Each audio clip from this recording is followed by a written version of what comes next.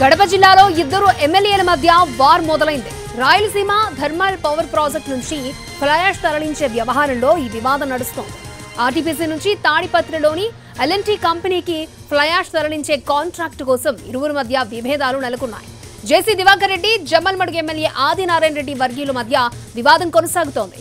Agreement తన పేరుతో కావాలంటే ఒకరు, కాదు తన పేరుతోనే కావాలంటూ మరొకరు పట్టుబడుతున్నారు. ఆర్టీపీసీ నుంచి ఫ్లైయాష్ తరలించడానికి వాహనాలతో జేసీ దివాకర్ రెడ్డి వస్తున్నట్లుగా సమాచారం. జేసీ వర్గీయులను అడ్డుకునేందుకు జమ్మలమడుగు నుంచి బయలుదేరారు ఆదినారాయణ రెడ్డి వర్గీయులు. దీంతో ఆర్టీపీసీ వద్దకు భారీగా పోలీసు బలగాలు చేరుకున్నాయి.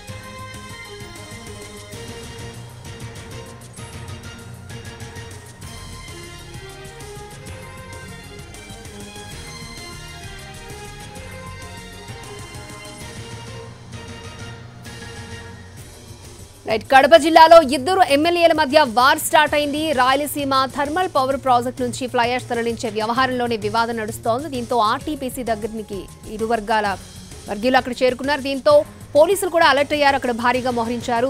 ఇదే అంశానికి సంబంధించి మరిన్ని అప్డేట్స్ మా ప్రతినిధి రమేష్ మనకు అందిస్తారు. రమేష్, అక్షయ, రాయలసీమ థర్మల్ పవర్ ప్రాజెక్టు నుంచి ఫ్లైయాష్ సప్లై చేసేటువంటి అంశంలో అటు జేసీ దివాకర్ రెడ్డితో పాటు జమ్మలమడుగు ఎమ్మెల్యే అయినటువంటి ఆదినారాయణ రెడ్డి మధ్య విభేదాలు తారాస్థాయికి చేరుకున్నాయని చెప్పవచ్చు. ఎందుకంటే ఇప్పటికే తాడిపత్రిలో ఉన్నటువంటి ఎల్ఎన్టీ కంపెనీకి ఫ్లైయాష్ ను సప్లై చేస్తూ వస్తున్నారు.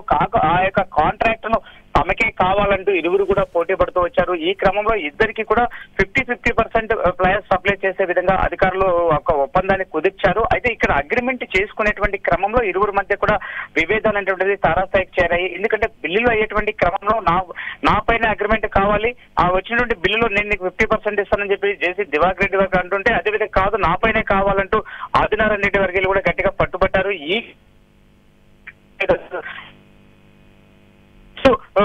రాయలసీమ థర్మల్ పవర్ ప్రాజెక్టు నుంచి ఫ్లైయాష్ ను లోడ్ చేసేందుకోసం వెహికల్స్ వస్తూ ఉంటే వాటిని అడ్డుకోవడం కోసం ఆదినారాయణ రెడ్డి మనుషులు కూడా జమ్మలమడుగు నుంచి ఆర్టీపీకి బయలుదేరారు. అయితే నా వెహికల్ ని అడ్డుకుంటారా, అడ్డుకునే వాళ్ళు ఎవరు మీరంటూ జేసీ దివాకర్ రెడ్డి కూడా తన వర్గంతో కలిసి ఎర్రగుంట్ల మండలంలో ఉన్నటువంటి రాయలసీమ థర్మల్ పవర్ ప్రాజెక్టు వద్దకు వస్తున్నారన్న సమాచారాన్ని పోలీసులు తెలుసుకుని హుటాహుటిన భారీ పోలీసు బలగాలను అక్కడ ఏర్పాటు చేశారు. దాదాపు 100 మంది పోలీసు బలగాలన్నీ కూడా ఇప్పటికే ఆర్టీపీపీ వద్ద పహారా కాస్తూ వస్తున్నాయి. ప్రతి వాహనాన్ని కూడా క్షుణ్ణంగా పరిశీలిస్తున్నారు. ఎందుకంటే కొత్త వ్యక్తులు ఎవరిని కూడా అక్కడికి పంపించకుండా ముందస్తు జాగ్రత్తగా పోలీసులు కూడా చర్యలు చేపడుతూ వస్తున్నారు. అంతేకాకుండా ఏవైతే ఫ్లైయాష్ కోసం వస్తూ ఉంటాయో ఆ ట్యాంకర్లన్నింటినీ కూడా, సో ఎవరికైతే అగ్రిమెంట్ ఉన్నాయో, ఏ సిమెంట్ ఫ్యాక్టరీలకు ఇక్కడ నుంచి ఫ్లైయాష్ సప్లై అవుతుందో ఆ వివాదం లేనటువంటి ట్యాంకర్లను మాత్రమే రాయలసీమ థర్మల్ పవర్ ప్రాజెక్టులోకి అనుమతిస్తూ వస్తున్నారు. ఏదైతే ఎల్ఎన్టీ కంపెనీకి సంబంధించినటువంటి వివాదం తలెత్తిందో అక్కడికి సంబంధించినటువంటి అగ్రిమెంట్ ఉన్నటువంటి ట్యాంకర్లను మాత్రం ఇప్పుడు